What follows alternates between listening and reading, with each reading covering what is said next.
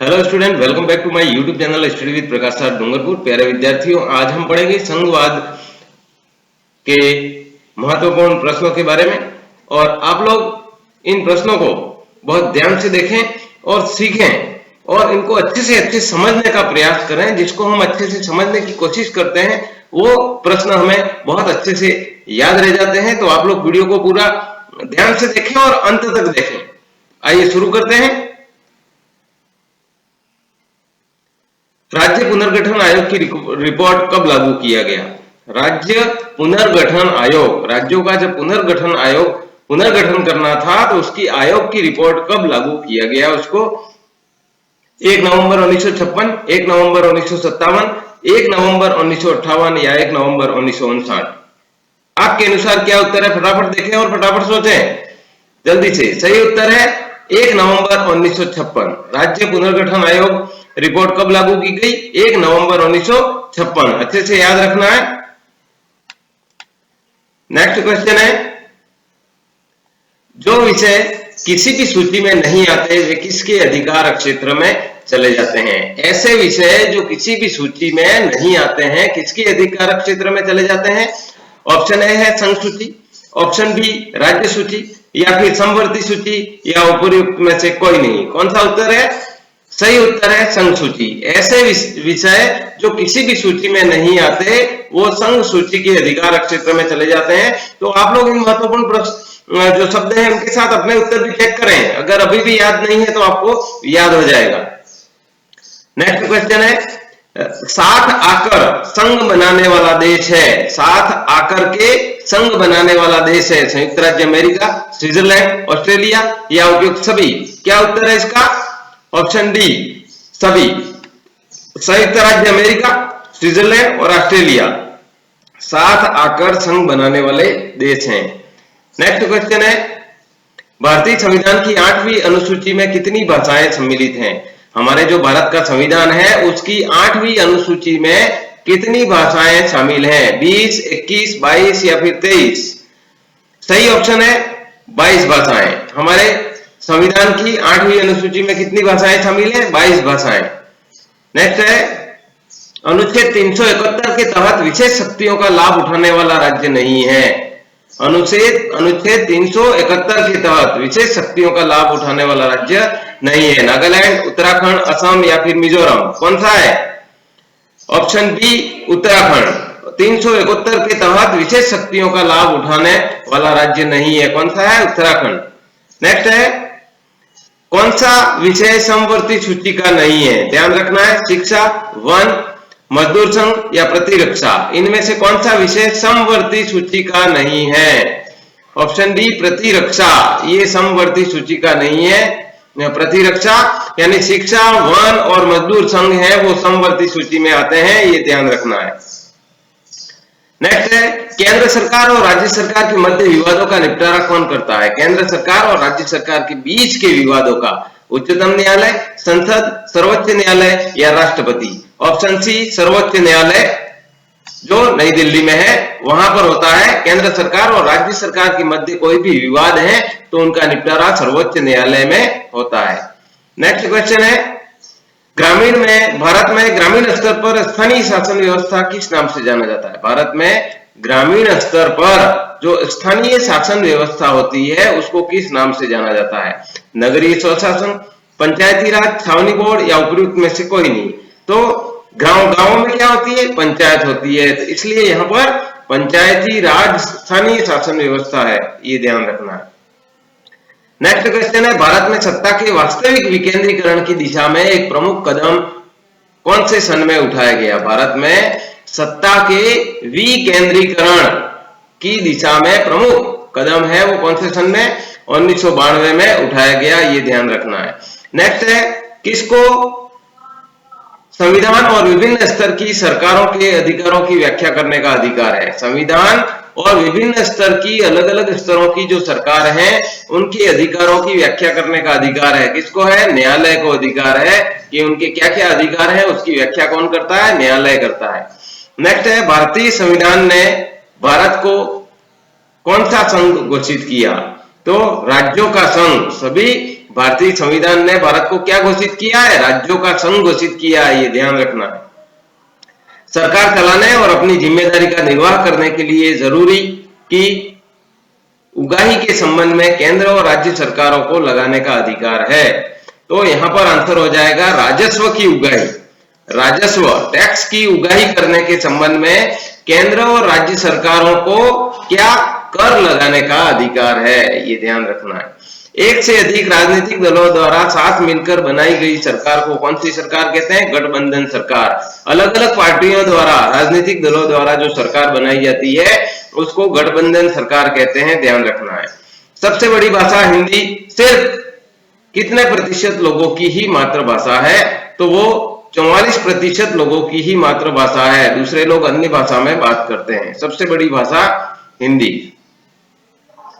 Next है नगर निगम के प्रमुख को क्या कहते हैं? तो उसको मेयर या महापौर कहते हैं। नगर निगम के प्रमुख को मेयर या महापौर। प्रतिरक्षा, विदेशी मामले, बैंकिंग, संचार और मुद्रा जैसे राष्ट्रीय महत्व के विषय जो हैं वो संघ सूची में सम्मिलित हैं। संघ सूची में कौन से हैं? प्रतिरक्षा, जो विदेशी मामले हैं, बैंकिंग है, संचार है, मुद्रा है। संघ सूची यानी केंद्र सरकार के पास में है, ये ऐसा आपको ध्यान रखना है। संघ, राज्य का नहीं। नेक्स्ट है एकात्मक सरकार से क्या आशय है? जिस देश में एक ही स्तर की सरकारें हों, समस्त शक्तियां केंद्रीय सरकार में निहित हों, यानी एक ही प्रकार की सरकार हो, एक ही स्तर पर सरकार हो, केवल सरकार का एक ही स्तर हो और पूरी शक्तियां केंद्रीय सरकार में निहित हों, केंद्रीय सरकार के पास में हो, उसको एकात्मक सरकार कहते हैं, ये आपको ध्यान रखना है। नेक्स्ट है संघात्मक शासन से जिस देश में या दो से अधिक स्तर प्रकार की सरकारें हों, जिस देश में दो से अधिक स्तर की सरकारें हों, उन्हें संघात्मक शासन कहते हैं। किन देशों में एकात्मक सरकार है? कोई दो नाम लिखिए। तो इंग्लैंड और जापान में एकात्मक सरकार है, वहां का जो एक ही स्तर की सरकार है और समस्त शक्तियां इन दोनों देशों में केंद्र सरकार के पास में है, ये ध्यान रखना है उनकी। तो ये एकात्मक सरकार है। नेक्स्ट है किन देशों में संघात्मक सरकार है? संयुक्त राज्य अमेरिका और भारत में संघात्मक सरकारें हैं। संघीय व्यवस्था कितने तरीकों से गठित होती है? 7 आकर संघ बनाना और प्रादेशिक विभाजन द्वारा। एक तो 7 आकर के संघ बनाना है और प्रादेशिक विभाजन द्वारा संघीय व्यवस्था इन तरीकों से गठित होती है। वर्तमान में बेल्जियम में किस प्रकार की सरकार है? वर्तमान में बेल्जियम में संघात्मक प्रकार की सरकार है। बेल्जियम में संघात्मक प्रकार की सरकार है। नेक्स्ट क्वेश्चन है भारतीय संविधान में मूल रूप से कितने स्तरीय शासन व्यवस्था है? भारत के संविधान में मूल रूप से कितने स्तर की शासन व्यवस्था है हमारे भारत में? तो ध्यान रखना है 2 स्तर की शासन व्यवस्था है, द्विस्तरीय। आदर्श संघीय व्यवस्था के 2 तत्व बताइए। आदर्श संघीय व्यवस्था की बात करते हैं, लेकिन आदर्श का मतलब अच्छी संघीय व्यवस्था के 2 तत्व, आपसी समन्वय और साथ रहने पर सहमति। आपसी समन्वय, आपस में मिलजुल करके रहना, मिलजुल करके काम करना आपसी समन्वय से, और साथ रहने पर सहमति। भारतीय संविधान की 8वीं अनुसूची में कितनी भाषाओं को रखा गया है? तो 22 भाषाओं को रखा गया है, ध्यान रखना है। भारत में राज्य पुनर्गठन आयोग की रिपोर्ट है, वो उसको कब लागू किया गया था? 1 नवंबर 1956 को। भारत में राज्य पुनर्गठन आयोग की रिपोर्ट कब लागू की गई? 1 नवंबर 1956 को लागू की गई। भारतीय संविधान में विषयों का विभाजन कितनी सूचियों में किया गया है? भारतीय संविधान में विषयों का विभाजन कितनी सूचियों में किया गया है? तो 3 सूचियों में, संघ सूची, राज्य सूची और समवर्ती सूची, ये 3 सूचियां हैं, ये ध्यान रखना है। संघ, राज्य एवं समवर्ती सूचियों में कितने कितने विषयों को शामिल किया गया है? बहुत ही महत्वपूर्ण प्रश्न है। संघ सूची में 97 विषय, राज्य सूची में 66 विषय और 47 विषय समवर्ती सूची में है, ध्यान रखना है। संघ सूची में 97, 66 राज्य में और 47 है वो समवर्ती सूची में है, ये याद रखना है। बहुत ही ज्यादा महत्वपूर्ण प्रश्न है, हर प्रकार की परीक्षाओं में इसको पूछा जाता है। नेक्स्ट है संघ सूची किन्हीं 2 विषयों के को लिखिए। संचार एवं बैंकिंग संघ सूची के विषय हैं ये। संचार और बैंकिंग ये केंद्र सरकार है, उसको संभालती है, इसलिए संघ सूची के हैं। सत्ता के विकेंद्रीकरण से क्या आशय है? जब सत्ता का बंटवारा विभिन्न स्तरों पर किया जाता है या सत्ता की भागीदारी बढ़ाई जाती है, तो उसी सत्ता का विकेंद्रीकरण कहते हैं। सत्ता को चारों तरफ जो है फैला देना, जैसे ये सत्ता है, इसको इधर से भी, इधर से भी, इधर से भी, इधर से भी, इधर से भी, तो सत्ता का बंटवारा विभिन्न स्तरों पर किया जाता है। इस प्रकार अलग अलग स्तरों पर किया जाता है और सत्ता की भागीदारी है वो बढ़ाई जाती है, उसे सत्ता का विकेंद्रीकरण कहते हैं, ध्यान रखना है। भारत में पंचायती राज व्यवस्था के 3 स्तर कौन कौन से हैं? तो ग्रामीण स्तर पर ग्राम पंचायत, तहसील स्तर पर पंचायत समिति, स्तर पर पंचायत समिति और जिला परिषद, ये 3 स्तर है। पंचायती राज व्यवस्था के 3 स्तर है, ग्राम पंचायत, फिर पंचायत समिति और जिला परिषद। नेक्स्ट है ग्राम पंचायत के मुखिया का पद नाम कौन सा है? सरपंच। ग्राम पंचायत के मुखिया को क्या कहते हैं? सरपंच। गठबंधन सरकारें किसे कहते हैं? ध्यान रखना है, महत्वपूर्ण प्रश्न है। जब एक से अधिक राजनीतिक दल मिलकर सरकार का गठन करते हैं तो उसे गठबंधन सरकार कहते हैं। सीधी सी बात है, एक से अधिक पार्टियां, राजनीतिक दल मिलकर के सरकार का गठन करती हैं, सरकार का निर्माण होता है, वो गठबंधन की सरकार कहलाती है। भारत के गांवों के स्तर पर स्थानीय शासन व्यवस्था को किस नाम से जाना जाता है? भारत के गांवों के स्तर पर स्थानीय शासन व्यवस्था को किस नाम से जाना जाता है? पंचायती राज शासन व्यवस्था के नाम से। ग्राम पंचायत नहीं लिखना है यहाँ पर। गांवों के स्तर पर स्थानीय शासन व्यवस्था पूछे तो पंचायती राज के नाम से जाना जाता है। पंचायती राज का ये शासन है, ग्राम पंचायत हो या पंचायत समिति हो या जिला परिषद हो, ये स्थानीय शासन व्यवस्था है। भारतीय संघ में वर्तमान में कितने राज्य केंद्र शासित प्रदेश हैं? राज्य और केंद्र शासित तो 28 राज्य और 8 केंद्र शासित प्रदेश हैं। नेक्स्ट है भारत में पंचायती राज अधिनियम कब लागू किया गया? पंचायती राज अधिनियम 73वें संविधान संशोधन 1992 द्वारा, 73वें संविधान संशोधन 1992 में पंचायती राज अधिनियम लागू किया गया। नेक्स्ट क्वेश्चन है 73वें संविधान संशोधन की 2 विशेषताएं लिखिए। 73वें संविधान संशोधन की विशेषताएं। नियमित चुनाव 5 वर्ष बाद किए जाएंगे, ये 73वें संविधान में संशोधन किया गया। और संवैधानिक प्रावधान किए गए और आरक्षण की व्यवस्था की गई, ये सब 73वें संविधान संशोधन में किया गया, ध्यान रखना। नियमित चुनाव 5 वर्ष बाद, संवैधानिक प्रावधान और आरक्षण की व्यवस्था, ये 73वें संविधान संशोधन की विशेषताएं हैं। नेक्स्ट है भारत में अवशिष्ट विषयों पर कानून बनाने का अधिकार किसको है? संघ सरकार को। अवशिष्ट विषय पर कानून बनाने का अधिकार किसको है? संघ सरकार को। नेक्स्ट है संघीय शासन व्यवस्था से आप क्या समझते हैं?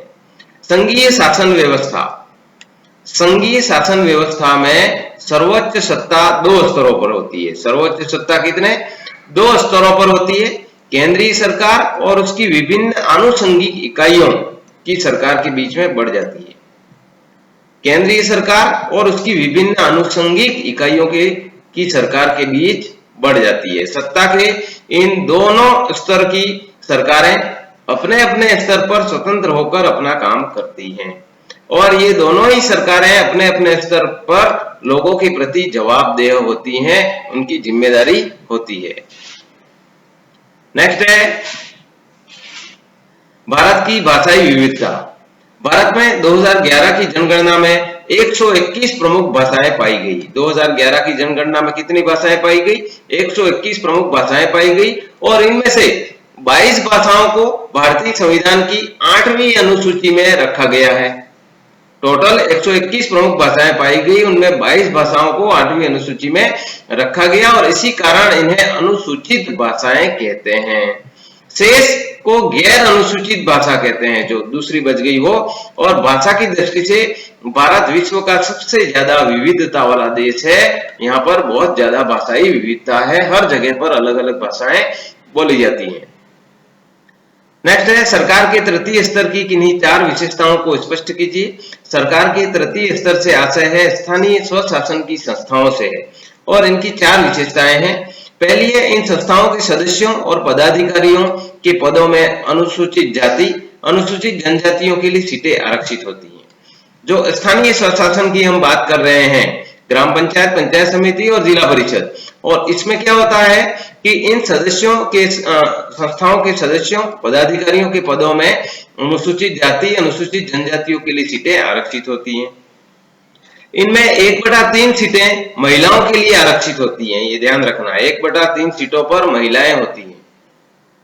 सभी स्थानीय सदस्यों संस्थाओं के सदस्यों के चुनावों के लिए राज्य चुनाव आयोग की व्यवस्था की गई है। राज्य सरकारें अपनी आय का एक भाग विकास कार्य के लिए इन संस्थाओं को देती हैं, यानी राज्य सरकार को जितनी भी आय होती है उसका एक भाग विकास के काम हेतु इन संस्थाओं को राज्य सरकार देती है। तो ये स्थानीय स्वशासन के संस्थाओं की विशेषताएं हैं, आपको ध्यान रखनी है। नेक्स्ट है, शक्तियों के विकेंद्रीकरण के पीछे मूल भावना क्या है? शक्तियों के विकेंद्रीकरण के पीछे मूल भावना यह है कि अनेक मुद्दों और समस्याओं का निपटारा स्थानीय स्तर पर बढ़िया ढंग से ही हो सकता है। लोगों को अपने इलाके की समस्याओं को बेहतर समझ होती है और लोगों को इस बात की भी अच्छी जानकारी होती है कि पैसा कहाँ खर्च किया जाए और चीजों को अधिक कुशलता से उपयोग किस तरह से किया जाए। यानी शक्तियों का विकेंद्रीकरण, शक्तियों को बांट देना, कौन कहाँ क्या काम करेगा। तो विकेंद्रीकरण के से क्या होता है, इन समस्याओं का निपटारा स्थानीय स्तर पर जो सरकारें होती हैं वो बढ़िया ढंग से कर सकती हैं, कहाँ पर किस काम की ज्यादा आवश्यकता है और उस इलाके की जो समस्याएं हैं उनको वो बेहतर तरीके से जानते हैं और उसके अनुसार कार्य करते हैं। लोगों को इस बात की भी अच्छी जानकारी होती है कि उनको इस इलाके में या इस क्षेत्र में कहाँ पर पैसा खर्च किया जाए और किन चीजों को अधिक कुशलता से उपयोग किस तरह से किया जाता है, इसलिए शक्तियों का बंटवारा किया जाता है। नेक्स्ट है, एकात्मक शासन व्यवस्था से आप क्या समझते हैं? एकात्मक शासन व्यवस्थाओं में शासन का एक ही स्तर होता है और बाकी इकाइयां उसके अधीन होकर के उसके अंडर में काम करती हैं। संघीय शासन व्यवस्था कितने तरीकों से गठित होती है? संघीय शासन व्यवस्था 2 तरीकों से गठित होती है, साथ आकर के संघ बनाना और दूसरा है बड़े देश द्वारा विविध राज्यों का गठन करना। नेक्स्ट है, संघवाद से क्या आशय है? लोकतंत्र में शासन को के विभिन्न स्तरों के बीच सत्ता के ऊर्ध्वाधर बंटवारे को संघवाद कहते हैं। लोकतंत्र में शासन के विभिन्न स्तरों के बीच सत्ता के बंटवारे को संघवाद कहते हैं। भारत में पंचायती राज व्यवस्था के 3 स्तर कौन से हैं? तो भारत में पंचायती राज व्यवस्था के 3 स्तर हैं। ग्राम स्तर पर ग्राम पंचायत, खंड स्तर पर पंचायत समिति और जिला स्तर पर जिला परिषद, ये आपको ध्यान रखना है। नेक्स्ट क्वेश्चन है, सत्ता के विकेंद्रीकरण का अर्थ समझाइए। जब केंद्र और राज्य सरकार के में से शक्तियां लेकर के स्थानीय सरकारों को दी जाती हैं, जब केंद्र और राज्य सरकार से शक्तियों को लेकर के स्थानीय सरकारों को दी जाती है तो इसे सत्ता का विकेंद्रीकरण कहते हैं। राज्य सूची में कौन कौन से विषय सम्मिलित हैं? पुलिस, राज्य सूची में जो राज्यों के पास में होती है पुलिस, व्यापार, वाणिज्य, कृषि, सिंचाई जैसे प्रांतीय और स्थानीय महत्व के विषय राज्य सूची में सम्मिलित होते हैं, ध्यान रखना है। पुलिस, व्यापार, वाणिज्य और कृषि और सिंचाई। भाषाई राज्यों के गठन से होने वाले 2 लाभ। भाषा के आधार पर राज्यों के गठन से देश और अधिक एकीकृत और सशक्त हुआ है। देश और अधिक एकीकृत और सशक्त हुआ है। दूसरा है, इससे प्रशासन भी पहले से अधिक सुविधाजनक हो गया है। नेक्स्ट है, केंद्र शासित प्रदेश से आप क्या समझते हैं? वे प्रांत जो अपने छोटे आकार की वजह से, कैसा छोटे आकार की वजह से स्वतंत्र प्रांत नहीं बन सकते और इनका किसी मौजूदा प्रांत में विलय भी असंभव है, इसमें जोड़ भी नहीं सकते, इसलिए उनको केंद्र शासित प्रदेश कहते हैं। केंद्र के द्वारा इस पर शासन चलाया जाता है। नेक्स्ट है, संघीय शासन व्यवस्था की महत्वपूर्ण विशेषताएं बताइए। संघीय शासन व्यवस्था की प्रमुख विशेषताएं निम्न है। सरकारें द्विस्तर की होती हैं, अलग अलग अधिकार क्षेत्र होते हैं उनके, और अस्तित्व और प्राधिकार की संवैधानिक गारंटी होती है।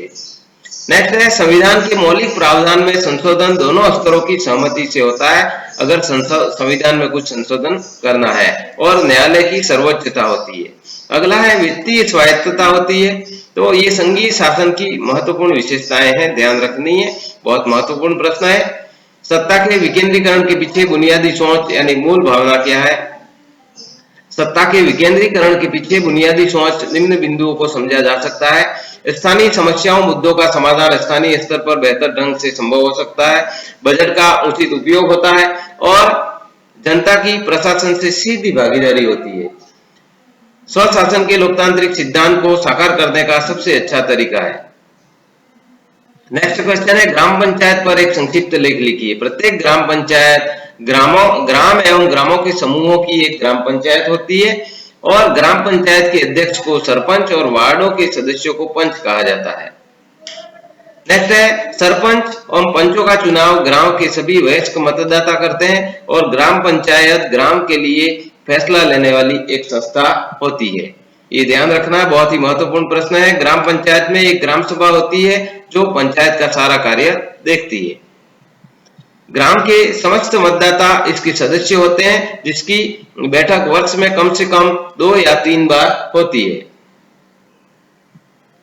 नेक्स्ट है, सत्ता के विकेंद्रीकरण की दिशा में सन 1992 में भारत सरकार द्वारा उठाए गए प्रमुख कदम क्या क्या हैं। 1992 में सत्ता के विकेंद्रीकरण की दिशा में, उसके बंटवारे की दिशा में 1992 में उठाए गए कदम कौन कौन से हैं। स्थानीय निकायों में चुनाव नियमित समय पर करवाने की संवैधानिक बाध्यता है और स्थानीय निकाय के चुनावों में अनुसूचित जातियों, जनजातियों, पिछड़ा वर्गों के लिए आरक्षण का प्रावधान है। स्थानीय निकाय के चुनाव करवाने के लिए स्वतंत्र राज्य चुनाव आयोग का गठन और राज्य सरकार द्वारा अपने राजस्व और अधिकारों का कुछ हिस्सा इन निकायों को देना। कम से कम 1/3 सीटें महिलाओं के लिए आरक्षित करना। नेक्स्ट क्वेश्चन है, भारत की भाषा नीति को समझाइए। भाषा नीति संविधान में किसी एक भाषा को राष्ट्रभाषा का दर्जा नहीं है। हिंदी को राजभाषा माना गया है, लेकिन अन्य भाषाओं के संरक्षण के उपाय भी किए गए हैं। राज्यों की अपनी राजभाषाएं हैं। केंद्र सरकार किसी पद की परीक्षा उम्मीदवार अपनी पसंद की भाषा, जिसका उल्लेख संविधान की 8वीं अनुसूची में है, दे सकता है और बशर्त आवेदन में इसने विकल्प चुना हो। दोस्तों, अभी तक आपने मेरे चैनल को सब्सक्राइब नहीं किया हो तो सब्सक्राइब कर लें और इसके पास ही इस बेल आइकन पर क्लिक करके इस तरह का ये जो ऑल नोटिफिकेशन है इसको ऑन कर लें, ताकि इस तरह के वीडियो की जानकारी आप लोगों को मिलती रहे। Thanks for watching, keep learning, study with Prakash sir Dungarpur. मैं कोशिश करूंगा कि पूरे वीडियो लगभग आपको जो है मिल जाए परीक्षा से पहले तक, ताकि आप लोग मेरे साथ कंटिन्यू जुड़े रहें और चैनल को सब्सक्राइब करें, क्योंकि उसकी जानकारी आपको तुरंत मिल जाएगी। क्योंकि कल से हर घंटे वीडियो आएंगे और आप लोगों को बहुत अच्छे तरीके से तैयारी करनी है और बहुत अच्छे अंक इस परीक्षा में प्राप्त करने हैं। मैं आपके साथ हूं। बहुत बहुत धन्यवाद पूरा वीडियो देखने के लिए। मिलते हैं अगले वीडियो में, तब तक के लिए धन्यवाद। जय हिंद, जय भारत।